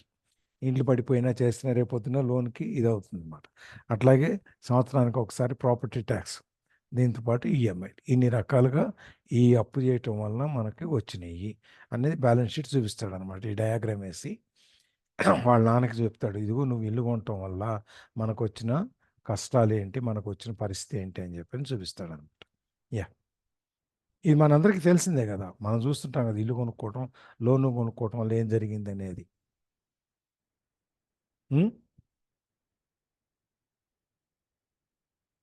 తెలుసు కదా మనకి, ఇవన్నీ కట్టాలని. అవునవును. ఏమండి సావిత్రి గారు, మీరే ఈ కొన్నాక మధ్యలో తెలిసింది కొత్త ఇల్లు ఇన్ని కొన్నది ట్యాక్స్లు ఉంటాయి. ఏమండి? అవును సార్, కొన్నాక తెలిసింది ఇన్ని ట్యాక్స్లు ఉంటాయని, ఇన్ని ఖర్చులు, ఇన్సూరెన్స్లు, ఇవన్నీ. సరే, ఇన్సూరెన్స్ వచ్చేసరికి గుర్తొచ్చింది. మేము ఇన్సూరెన్స్ ఒకటి చేయించుకోవాలంట, ఇంటికి ఒకటి చేయించాలంట. అవును, మీ పర్సనల్ ఇన్సూరెన్స్, లైఫ్ ఇన్సూరెన్స్ వేరు, ప్రాపర్టీ ఇన్సూరెన్స్ వేరు. అది ప్రాపర్టీ ఇన్సూరెన్స్ బ్యాంక్ వాళ్ళే చేస్తారు మీ లోను మొత్తానికి. రేపొద్దున ఏదైనా పరిస్థితులు, అనుకోని పరిస్థితులు ఏదైనా జరిగితే ఆ ఇన్సూరెన్స్లో నుంచి ఆ లోన్ అమౌంట్ ఏదైతే ఉందో అది కట్ చేసుకుంటారు, మీరు కట్టాల్సిన అవసరం ఉండదు. అది కాకుండా మీ పర్సనల్ ఇన్సూరెన్స్, సపోజ్ అక్కడ ఏదైనా జరగకుండా ఇక్కడ ఏదైనా జరిగింది అనుకోండి, ఈ డబ్బులు, మీ ఇన్సూరెన్స్ డబ్బులు వాళ్ళకి పోతాయి, ఆ లోను పోతాయి, ఒకవేళ మీరు ప్రాపర్టీ ఇన్సూర్ చేయకపోతే. అందుకని మీ పర్సనల్ ఇన్సూరెన్స్, ప్రాపర్టీ ఇన్సూరెన్స్ రెండు అడుగుతారు. అవును సార్, పర్సనల్ ఇన్సూరెన్స్ కాస్ట్ ఎక్కువ కూడా ఉంది. పర్సనల్ ఇన్సూరెన్స్ ఇప్పుడు దాకా చేయకపోతే ఇప్పుడు చేస్తే ఈ ఏజ్ పెరుగుతున్నది మనకి ప్రీమియం కాస్ట్ పెరుగుతూ పోతుంది. లోను ఎండింగ్ పీరియడ్ దాకా మన పర్సనల్ ఇన్సూరెన్స్ పీరియడ్ ఉండాల్సి వస్తుంది.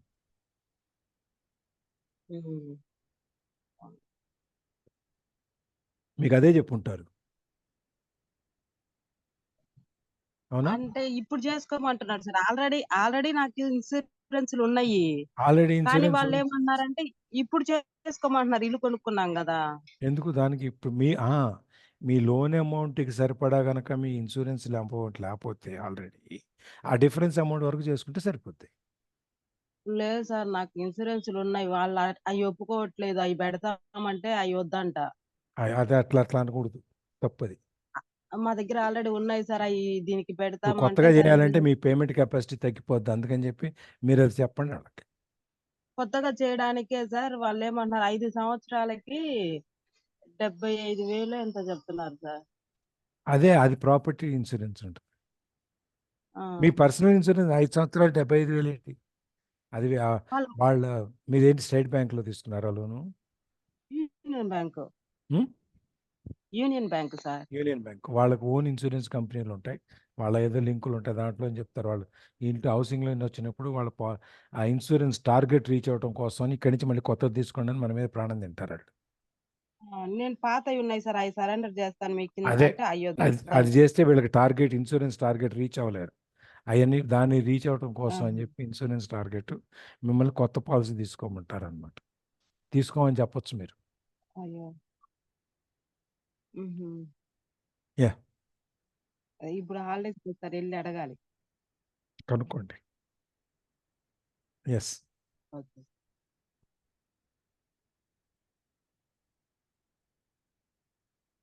టుడే పీపుల్ స్టిల్ ఛాలెంజ్ మీ.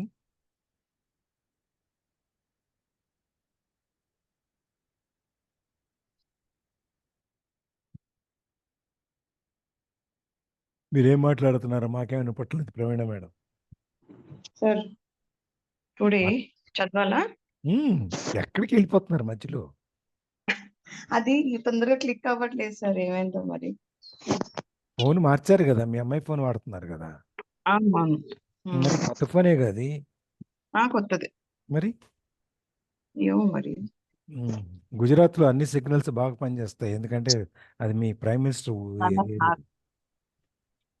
అయితే ఇక్కడ మీరు ఇంతకుముందు చెప్పిన ఒక ఎగ్జాంపుల్ లో intelligent people are hired by business people అన్నట్టు, ఇక్కడ బిజినెస్ ఎట్లా నడుస్తుందంటే నార్మల్ గా కొంచెం బ్లాక్ లో చేస్తారు, కొంచెం వైట్ లో చేస్తారు అనమాట. బిల్లింగ్, ఇన్వాయిసింగ్, జిఎస్టీ బిల్స్ వేరు ఉంటాయి కదా.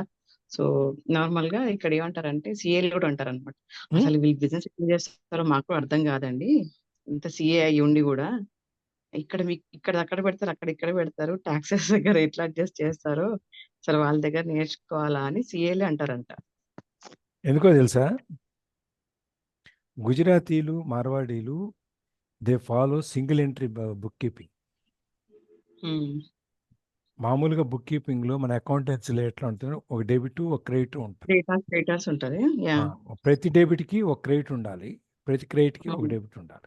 మనం ఒకటి రూపాయి ఖర్చు పెట్టామంటే ఆ రూపాయికి మనకి ఇక్కడ ఏదో వచ్చి ఉండాలి జమ. అంటే ఖర్చు జమ ఖర్చు రెండూ ఉంటాయి ఇక్కడ మనం చేసే అకౌంటెన్సీలో. వాళ్ళ దాంట్లో గుజరాతీలు మార్వాడీల దాంట్లో సింగిల్ ఎంట్రీ బుక్ కీపింగ్ ఉంటుంది. వాళ్ళు డబుల్ ఎంట్రీ చేయరు, ఖర్చు జమ రాయరు. వాళ్ళు ఏం వచ్చినాయి అని రాస్తారు, ఏం పోయినాయి అని రాస్తారు విడివిడిగా. అందుకని చెప్పి వాడు ఎర్ర పుస్తకం ఉండే ఇంత పొడుగ్గా ఉంటుంది వాళ్ళ చిట్టా అంతా. దానివల్ల వాళ్ళకి మనకి ఆ సింగిల్ ఎంట్రీ బుక్ కీపింగ్ ఇప్పుడు మనకున్న ఈ అకౌంటెన్సీ నేర్చుకుని ఈ చార్టెడ్ అకౌంట్ వీళ్ళకి అర్థం కాదు. అది వాళ్ళకే అర్థం అవుద్ది. వాళ్ళు కూర్చొని మళ్ళీ వీళ్ళకి నువ్వు ఇది ఎట్లా వేసుకో, ఇది ఎట్లా వేసుకో, ఇది ఎట్లా వేసుకో అని చెప్తారు వాళ్ళు. అది వాళ్ళకి చిన్నప్పటి నుంచి నేర్పుతారు. మనకి ఇదివరకు రోజుల్లో మనకు ఉండేది, మనకు కూడా. తర్వాత మనం అది వదిలేసాం ఆ సిస్టమ్. వాళ్ళు ఇప్పుడు మాన్యువల్ కూడా ఏం చెయ్యరు, అన్ని మైండ్ లోనే ఉంటాయి, ఎందుకంటే వాళ్ళకి పేపర్లు కూడా ఉండొద్దు. ఉంటాయి, చిన్న స్లిప్పులు రాసుకుంటారు. అకౌంటెంట్ ఉంటాడు వాళ్ళకి, ఆ అకౌంటెంట్ వాళ్ళవాడే ఉంటాడు. వాడు ఆ పుస్తకం మీద రాసుకుంటూ పోతాడు రోజువారీ ఖర్చు జమ అంతా. కొన్ని క్యాష్ చేసినవి ఇప్పుడు మీరు చెప్పినట్టు బ్లాక్లో చేసినవి, వైట్లో చేసినవి ఉంటే వైట్లో చేసినవి వాడు రాస్తాడు, బ్లాక్లో చేసినవి ఓనర్ స్లిప్ మీద రాసుకొని జోలి పెట్టుకుంటారు. చాలా వరకు మైండ్లోనే పెట్టుకుంటారు. ఒకసారి కొంతమంది బుక్ స్లిప్ మీద రాసి పెట్టుకుంటారు ఎక్కువ ట్రాన్సాక్షన్స్ ఉంటాయి. సార్ వాళ్ళ మంత్ క్యాలెండర్ కూడా డిఫరెంట్ గా ఉంటుంది సార్. మనం ఒక లెక్కలో తీసుకుంటాం డబ్బులు, వాళ్ళు ఇంకో లెక్క చెప్తారట. తేడా ఉంటుంది వాళ్ళకి మనకి. చాలా డిఫరెంట్ సార్. అంత డబ్బులు తీసుకునే వాళ్ళు ఎక్కువే కడతారు, మనం కరెక్ట్ గా కట్టామనుకుంటాం కానీ చాలా డిఫరెంట్ గా ఉంది. ఆ క్యాలెండర్ చూస్తే అమ్మో ఏంటి ఇలా ఉందండి. అవును, ఆ వడ్డీ లెక్కలు కానీ ఇవన్నీ వాళ్ళకి తేడా ఉంటాయి, మనకి వాళ్ళకి తేడా ఉంటుంది. ఎస్ చూసాను వాళ్ళ దగ్గర తీసుకునే వాళ్ళ దగ్గర ఏంటి ఇలా ఇచ్చారు చూడండి అంటే అవి మా వారికి చూపిస్తే అప్పుడు అన్నారు వాళ్ళ క్యాలెండర్ డిఫరెంట్ గా ఉంటుంది వాళ్ళందరికీ ఇక్కడికి వచ్చి బతకగలుగుతున్నారు మనం వాళ్ళ తెలుగు మనకు రాదంటారు. కానీ మన వాళ్ళకి తెలిసిన అక్కడికి వెళ్ళే తీసుకుంటారు సార్. ₹1 వాళ్ళకి ఇవ్వడానికి ఒప్పుకుంటారు కానీ అప్పులు తీసుకునేటప్పుడా ఆ, వాళ్ళ లెక్కలు వేరుగా ఉంటాయి. మన వాళ్ళు ఎక్కడికి వెళ్తారంటే వాడు ఎక్కువ డబ్బులు ఇస్తాడు అందుకని వెళ్తారు. వాళ్ళ మాటలతో మనుషులు భలే ఆకట్టుతారు సార్. మనం వాళ్ళు ఏంటో తెలియదు వాళ్ళు భలే వాళ్ళు మాట్లాడతారు. తీగా మాట్లాడతారు, మీరు తీగా మాట్లాడితే మీ దగ్గర వస్తారు. మనం తీగా మాట్లాడడం కాదు, మనం అనేటప్పటికి మన వాళ్ళకి మనకి ఎక్కిస్తారు. బయట నుంచి వచ్చేటప్పటికి ఆ రుచి బాగుంది అనుకుని వెళ్ళిపోతారు, ఎక్కడికి వెళ్తారు. అదే మరి అది తిన్నాక అప్పుడు కదా అయ్యో మేడం అనిపిస్తుంది. శంఖంలోంచి పోస్తేనే తీర్థం అవుతుంది కానీ మామూలు టీ గ్లాస్ లోంచి తాగితే అవ్వదు కదా. అలాగే ఉంటుంది మేడం. తాగుతుంది తీర్థం అవ్వదు కదా. అది మనం గుడికి వెళ్ళి ఆ శంఖంలోంచి పోస్తేనే. వాళ్ళ మాటలు కూడా సార్ ఎలా మాట్లాడతారు తెలుసు సార్. వాళ్ళు ఏదో తెలుగు వాళ్ళు అంటే ఏదో తప్పుగా చూసినట్టు ఇక్కడికి వచ్చి వాళ్ళు బతుకుతున్నారు, కానీ మనని చాలా తప్పుగా చూస్తారు వాళ్ళు. అవును, మీరు అప్పు కోసం వెళ్తే వాడు మనం తక్కువ చూడకపోతే ఎక్కువగా చూస్తాడు ఏంటి? పైగా వాడికి మన తెలుగు రాదు, వాడు హిందీలో చెప్తాడు, అయినా మనల్ని అర్థం చేసుకుని వాడికి చెప్పింది తలకైపోతాం మనం. Yes sir. ఆ మనం తెలుగులో షాప్ చెప్తే కి వాడు అర్థం కొనడానికి చేసుకో. వెళ్ళండి, అప్పుడు కావాల్సినంత రెస్పెక్ట్ దొరుకుతుంది. చాలా స్మార్ట్ గా hard work, smart work, talented గా ఉంటారు కానీ ఫ్రాడ్ ఉండదు సార్. చాలా వాడు ఉంటుంది. చాలా యా చాలా ఉంటుంది.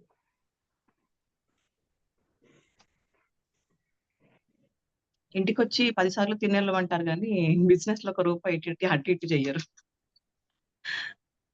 మీకు ఇష్టమైంది మా ఇంటికి రండి, 4 రోజులు ఉండండి. ఆ, వ్యాపారం దగ్గర బంధుత్వాన్ని కలపరాళ్ళు. వ్యాపారం వ్యాపారమే, బంధుత్వం బంధుత్వమే. వాళ్ళకి వాళ్ళకి మిగిలిన అందుకే వాళ్ళు ప్రతి చోట ఎక్కడన్నా చూడండి వాళ్ళు పై ప్లేస్లో ఉంటారు వాళ్ళందరూ. మనం ప్రతి దగ్గర ఎమోషన్స్ చూపిస్తాము కానీ వాళ్ళు ఎక్కడ ఎమోషన్స్ చూపెట్టాలో వాళ్ళకి చాలా మంచి గ్రిప్ ఉంటుంది. అవును, ఊరికేనే ఊరికేనే అయ్యో అనరు ఎక్కడంటే అక్కడ. ఆహా, అయ్యోలు పాపాలు అయ్యే ఉండవు. ఉమ్. సార్ డేర్గా ఉంటారు, చాలా పిల్లలతో సహా చాలా చాలా డేర్గా ఉంటారు సార్. మనలో మళ్ళీ అదేంటో ఆ ధైర్యం ఉండదు.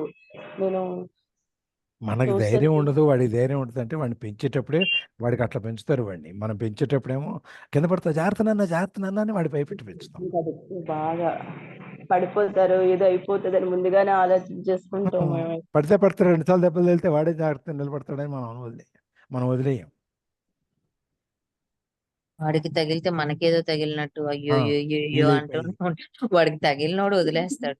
మనం మాత్రం అయ్యో అక్కడ కమిలిపోయింది, ఇంకేముంది అని చెప్పే దగ్గరే ఉండిపోతుంది. అది వాళ్ళు రాత్రి 12 అయినా షాపింగ్, ఆ పిల్లలు అలా బయటే ఉంటారు మేము, అలా ఆడుకుంటూనే ఉంటారు, వాళ్ళు ధైర్యంగా వదిలేస్తారు. అవును. అందుకనే వాళ్ళు వాళ్ళు ధైర్యంగా ఉంటారు, ఎక్కడికి స్కూల్కి వెళ్ళినా వాళ్ళు రావటం కూడా బతకగలుగుతారు. అది ఒక గ్రూప్, వాళ్ళ గ్రూప్ వరకు ఒక ఆటో మాట్లాడుకొని, ఎంత చిన్న పిల్లలు కిండర్ గార్డెన్ కానీ నర్సరీ కానీ వాళ్ళే వచ్చేస్తారు. అవును, వాళ్ళ భాషలోనే మాట్లాడుకుంటారు.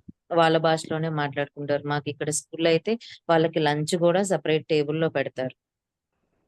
వాళ్ళని ఇంకా ఎవరితో మిక్స్ చేయరు. వాళ్ళు కలవరు. వాళ్ళే కలరు మ్యామ్, అసలు చిన్న పిల్లలతో సహా వాళ్ళు ఏంటో చాలా డిఫరెంట్ వాళ్ళు గా జాయిన్ అయ్యేటప్పుడే చెప్పేస్తారు మ్యామ్, ఇలా సెపరేట్ గా ఉండాలి, మేము ఆనియన్స్ ఇవి ఏమి వేయకుండా వాళ్ళకి పెడతాము అది కల్చర్ వాళ్ళకి. ఉంది కాబట్టి వాళ్ళు ఉల్లిపాయలు కల్చర్ తినరు, ఉంది అన్ని కాబట్టి తినరు. ఇంకా ఎవరిదైనా బయటది తిన్నారంటే దానికి ఇష్టం ఎక్కువ చూపిస్తూ ఉంటారు. అందుకని కానీ అది కొంతమంది జైన్స్ లో ఉంటది. వాళ్ళు చిన్న దానికని పిల్లలతో సహా కల్చర్ పాటిస్తారు. ఇప్పుడు వాళ్ళ 15 days అని ఉల్లిపాయ అని ఇలా చాలా తినకుండా ఉంటారు. చిన్న పిల్లలతో సహా తినకుండా అలా ఉంటారు. అవునండి, మనం వాళ్ళ అయితే పద్ధతులు కట్టుబాట్లు నేర్పుతారండి. అదే సార్, మనం అలా అన్నం ఏంటి మీకు ఎందుకులేమ్మా, మీరు తినేసేయండి అని మనం అంటామా? వాళ్ళు మీకు అలా ఈ వయసులోనే ఎందుకులేమ్మా, మీరు తినండి, మేము ఎట్లాగో తర్వాత మీకు మీకు ఎలాగా? మీకు ఎట్లా అలాగే అంటాను అని నేనైతే. మీరు వాళ్ళు అట్లా నేర్పుతారు. సార్, మీరు నేర్పి వాళ్ళని తప్పు పడతారేంటి? మేము నేర్పామంటే మాకు ఫస్ట్ నుంచి అది అలవాటు అయిపోయింది. అమ్మ వాళ్ళ దగ్గర నుంచి మీకెందుకమ్మా అంటే అది అలవాటు అయిపోయింది. అవును, ఇప్పుడు మీరు మారండి, తెలుసుకున్నాక ఎందుకు మారరు మరి? తెలుసుకున్నాక చేంజ్ అవుతుంది సార్. ఏమో, నాకైతే తెలియదు కానీ.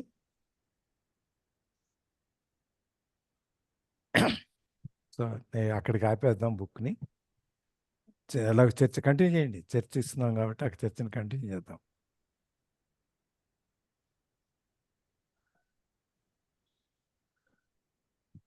లలిత, రహిత, జ్యోతి.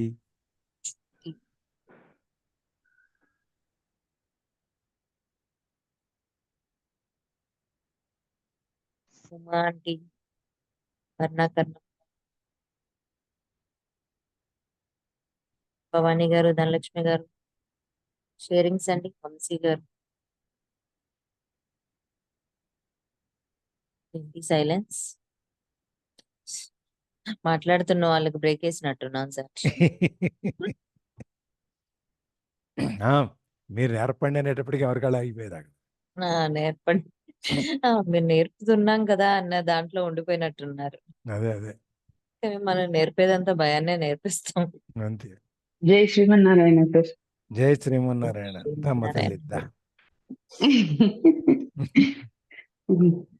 పూర్తి టాపిక్ అయితే వినలేదు. మీ డిస్కషన్ వరకు వినిన దగ్గర అయితే జైన్స్ నార్త్ ఇండియన్స్ గురించి మాట్లాడుతున్నారని అర్థమైంది.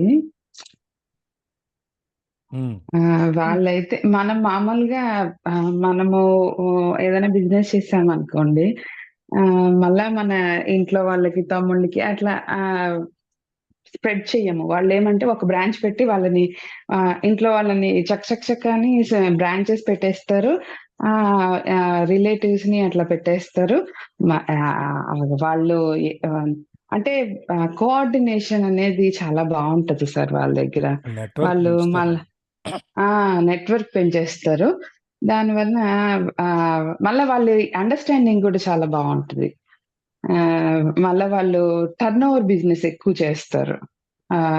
ఇప్పుడు నెట్వర్క్ పెంచితే వాళ్ళు ఎప్పుడు వాళ్ళు ₹2 వస్తుంది అని అక్కడ చూడరు. అక్కడ ₹10 వచ్చినా కూడా టర్న్ ఓవర్ అయిపోవాలన్నమాట. వాళ్ళకి ఆ టర్న్ ఓవర్ లో బాగా కలిసి వస్తుంది. రూపాయల వ్యాపారం, పైసల వ్యాపారం అంటాం. అది చాలా బాగా తక్కువ వచ్చినా చేస్తారు. కూడా ఎక్కువ వ్యాపారం చేస్తారు. టర్న్ ఓవర్ ఎక్కువ మంది మనుషులు వచ్చి వెళ్ళాలి షాప్ లో.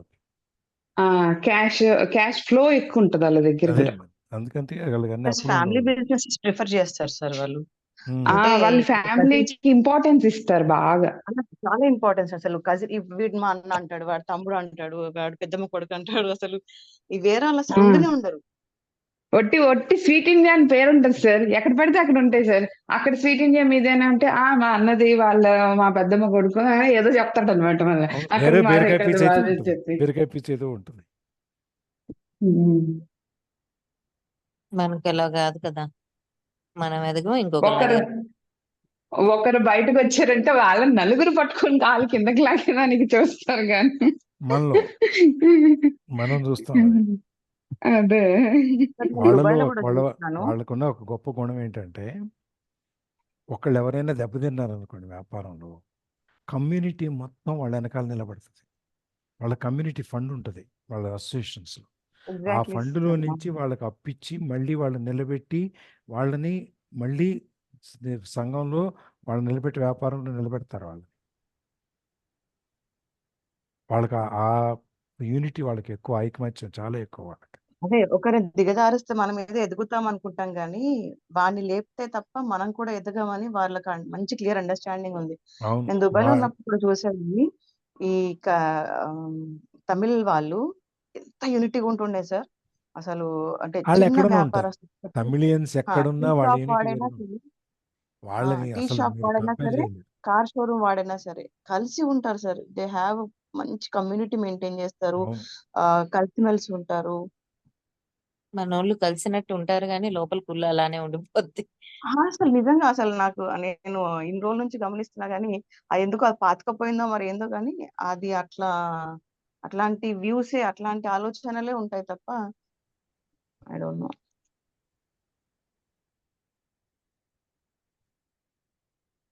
అది వాళ్ళు ఎక్కడ ఏ ప్లేస్ కైనా వెళ్ళిపోతారు సార్ ఇండియాలోనే. మీరు అటు వెళ్ళండి అంటే ఆలోచించేది లేదు. మనం ఒక ప్లేస్ లో ఒక 10 years 20 years ఉన్నామంటే ఎన్ని ఆలోచనలు మనకి. వెళ్ళాలి అంటే చక్కని మారిపోయి వెళ్ళిపోతా ఉంటారు అనమాట. అంతే. ఎక్కడున్నా వాళ్ళు కిందనైనా అడ్జస్ట్ అయిపోతారు, 5 star హోటల్ అయినా అడ్జస్ట్ అయిపోతారు అనమాట. వాళ్ళు ఒక గది తీసుకుని గదిలో 10 మంది ఉంటారు. ఆ మనకి ఒక్కొక్కడికి ఒక్కొక్క ఇదిగా వాడి తినటానికి లేకపోయినా గదులు మాత్రం ఎవడి వాడికే ఉండాలి. నీట్నెస్ అయితే అసలు ఉండదులేండి సార్. అది వేరే. వాళ్ళకి అక్కడ క్వశ్చన్ సర్వైవల్, బతకటం. అంతే. ఎలా ఎట్లైనా సర్వైవ్ అయిపోతారు ఏ పొజిషన్ అంతే. లోనైనా. వాళ్ళకి అది ముందు ముఖ్యం వాళ్ళకి. మళ్ళా ఒక పండగ గాని పెళ్లి గాని వస్తే ఎవరికి ఇవ్వరు, మళ్ళా వాళ్ళకే ఇస్తారు. వాళ్ళ కమ్యూనిటీనే బతికిస్తారు. ఇంకా బయట వాళ్ళకి అనేది ఇవ్వరు. వాళ్ళ ఊరికి వెళ్ళిపోతారు, అక్కడే అన్ని సెలబ్రేట్ చేసుకొని వస్తారు. మళ్ళీ వస్తారు. అంతే. అవును, మళ్ళీ ఏముందో అక్కడికి వెళ్ళాల్సిందే, అక్కడ వాళ్ళు చేయాల్సిందే. అంతే. వాళ్ళ కమ్యూనిటీకే ఇస్తారు సార్. ఈవెన్ వాళ్ళు ఏమైనా ఇచ్చుకున్నా, బిజినెస్ ఏమైనా ఆర్డర్స్ బట్టలు, వాళ్ళకే ఇస్తారు ముందు. బిజినెస్. వాళ్ళు లేకపోతే బయట అదే వాళ్ళకి ఇస్తారు. అంతే. అదే. లోకల్లో ఉన్నాం మనం, ఇక్కడ లోకల్ వాళ్ళకి ఇవ్వాలని వాళ్ళకేం ఉండదు. ఆహా. మగబట్టలు లేకుండా చెప్పేస్తారు సార్. అంతే కదా, మనం కూడా వాళ్ళకే ఇస్తాం పోయి. అంతే. అది పైగా ఎదురు. వాడు సమోసా అమ్ముకనైనా బతికేస్తాడు. ఆ, ఆలు బై పండు అమ్మేసి బతికేస్తాడు.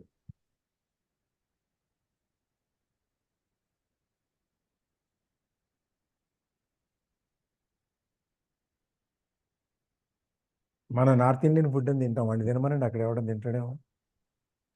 గుజరాతీ ఫుడ్ మనం అడిగి అడిగి తింటాం మనం. వాడు ఎవడు కొండ అక్కడ. వాడు ఇడ్లీ సాంబార్ చేసినా వాడి పద్ధతిలో చేస్తాడు, మన పద్ధతిలో చేయడు.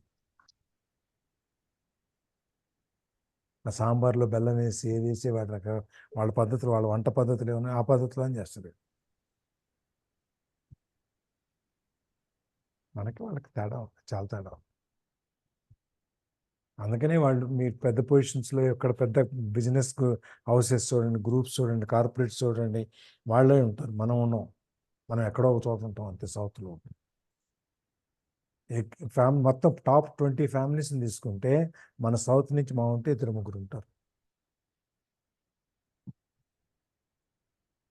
జిఎంఆర్ లాంటి వాళ్ళు, లేకపోతే శివనాడర్ లాంటి వాళ్ళు, ఈ మన ఇండియా సిమెంట్ శ్రీనివాసన్ వాళ్ళు, టీవీఎస్ వాళ్ళు, ఇట్లాంటి ఇవన్నీ ఎక్కువ తక్కువ మనకి ఇటువైపునే ఉంటారు. వాళ్ళ వైపు వెళ్ళేటప్పటికి వాళ్ళకంటే మనమే తక్కువ ఉంటాం.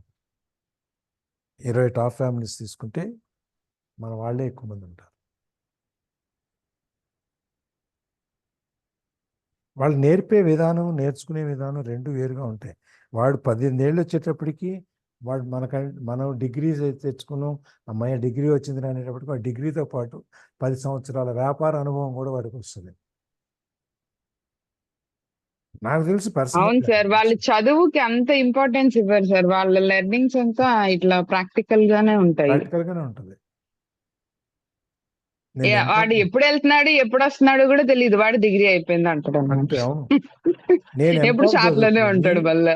నేను ఎంకామ్ చదువుకుని నేను ప్యాట్నీ ఆటోమొబైల్స్ అని ఒక ఆటోమొబైల్ కంపెనీలో పనిచేసేవాడిని. నెలకు 300 జీతం. అది దాంట్లో మా ఓనర్ కజిన్ పనిచేసేవాడు అనమాట. వాడికి 17 ఏళ్ళు 18 ఏళ్ళు. నేను ఏడాది పనిచేసేటప్పుడు వీడు నా డిగ్రీ అయిపోయింది అన్నాడు. నేను ఏడాది ఎప్పుడెప్పుడే నీ డిగ్రీ ఇప్పుడు ఇక్కడే ఉన్నావు కదరా అంటే, అక్కడ కాలేజీలో అట్లా అటెండెన్స్ చేస్తారు, మేము వెళ్ళక్కర్లేదు, ఇక్కడేమో పని నేర్చుకుంటా. అక్కడ ఎగ్జామ్స్ రాసి వచ్చేస్తే ఆ 4 రోజులు పని అయిపోయింది నాకు. లాస్ట్ 4 డేస్ ఒక ఎగ్జామ్కి 3-4 రోజులు వచ్చేవాడు కాదు. ఆ 3-4 రోజులు చదివేసి అక్కడ రాసేసేవాడు. వాడు 45-50% వచ్చేది, సరిపోయేది. వాడికి డిగ్రీ వచ్చేసింది.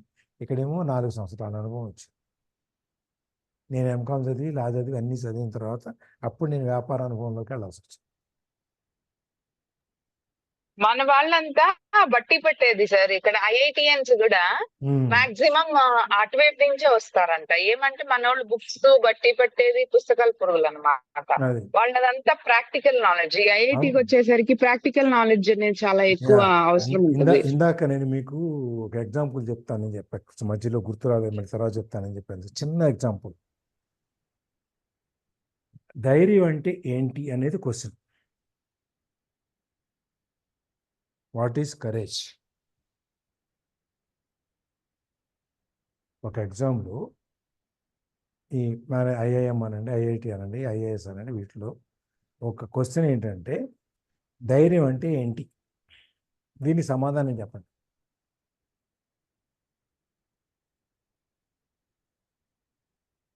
ధైర్యం ఏ అంటేనా సార్? పరిస్థితినైనా ఎదుర్కోగల, నేను ఏ పరిస్థితిలోనైనా నేను లీడ్ చేయగలను అని చెప్పేది ధైర్యం అంటారు అనుకుంటాను సార్. చెప్పండి కరణం గారు.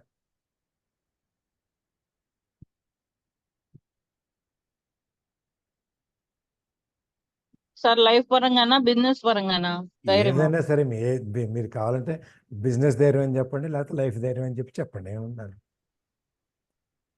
మనకైతే ఒక ఆలోచన అయితే ఉండాలి సార్, ఒక గోల్ అయితే ఉండాలి, ఆలోచన ఉండాలి. ధైర్యం అంటే ఏంటి? ఆలోచనలో లాభం వచ్చినా నష్టం వచ్చినా ఏదైనా సరే ధైర్యంగా ఒంటరి వాళ్ళమైన అడుగు ముందుకు వేయాలి, వెనక్కి వేయకూడదు. లాభం వచ్చినా నష్టం వచ్చినా ఇలా పడిపోకుండా ముందుకు వెళ్ళాలి, అడుగు ముందుకు వేయాలి.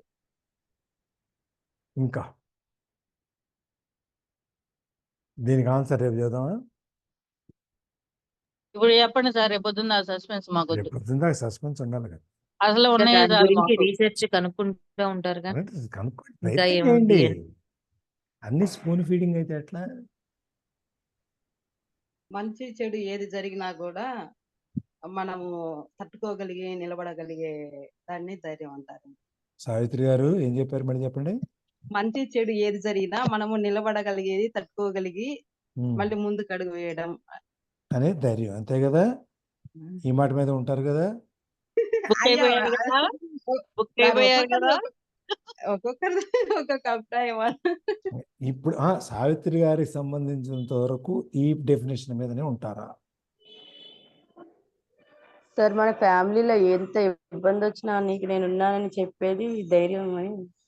ధైర్యం సార్. వాళ్ళు బయట నుంచి వస్తారు, చాలా టెన్షన్గా వచ్చినప్పుడు పర్వాలేదు మనం ఏం అడ్జస్ట్ అవుతాం, అది ఒక భరోసా ఇస్తే అది ధైర్యం. ఎక్కడ లలిత నాలమట్టి గారు మా సైలెంట్గా ఉన్నారు? లలిత బంగారం. బంగారం ఆత్మలోని అభయము, ఆత్మలోని శాంతము, దాని పేరు మోక్షంగా ధైర్యం అని అంటుండే నేను. అంటే అది ఇప్పుడు అందరూ చెప్పేది కరెక్టే అని. అది కాదు, దేనికైనా చెప్పండి సార్. ఆమె చెప్పేదాని మీద ఆమెకే నమ్మకం లేదు, అందుకే నవ్వు వస్తుంది. ఓ సార్ కాదు సార్, ఎలాంటి సిచ్యువేషన్ అయినా మనం ప్రిపేర్డ్ గా బి అలర్ట్ గా ఉండడాన్ని ధైర్యం అని అంటాం. ధైర్యం ఉన్న వాళ్ళు అలర్ట్ గా ఉంటారు.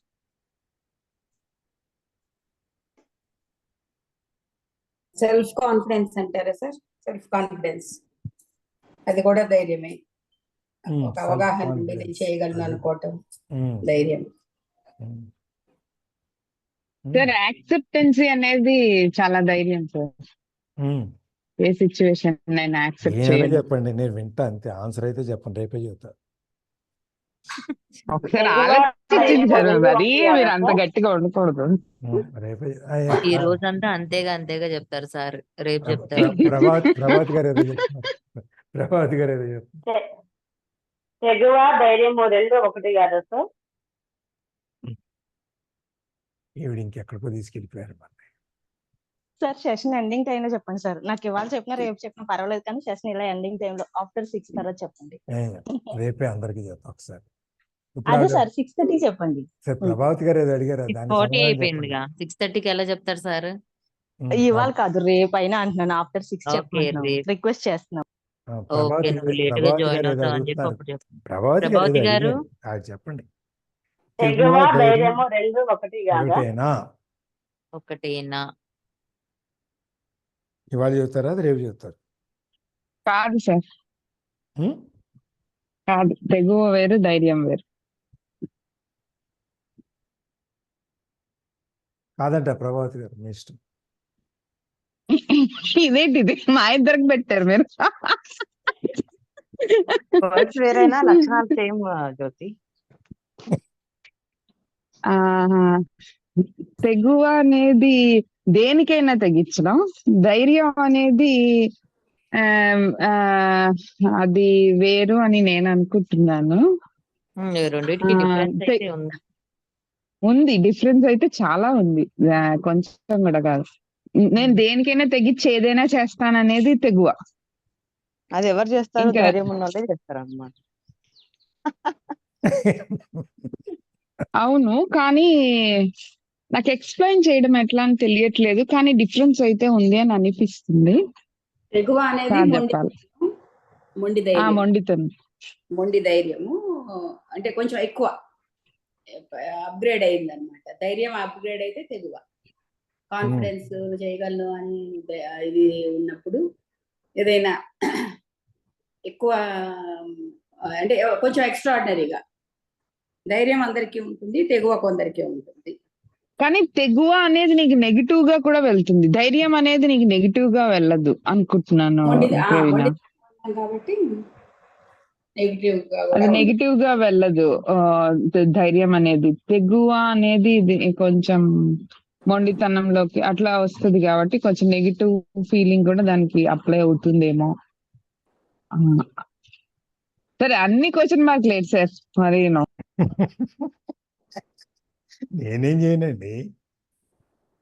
ఈ క్వశ్చన్ ప్రభావతి గారు, నాది కాదు.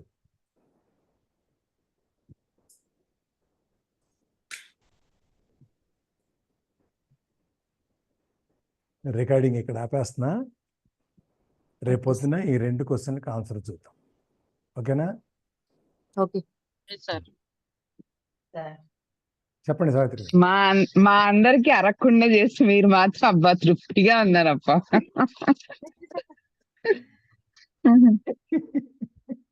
సావిత్రి గారు సార్, నేను టర్మ్ పాలసీ ఉంది సార్,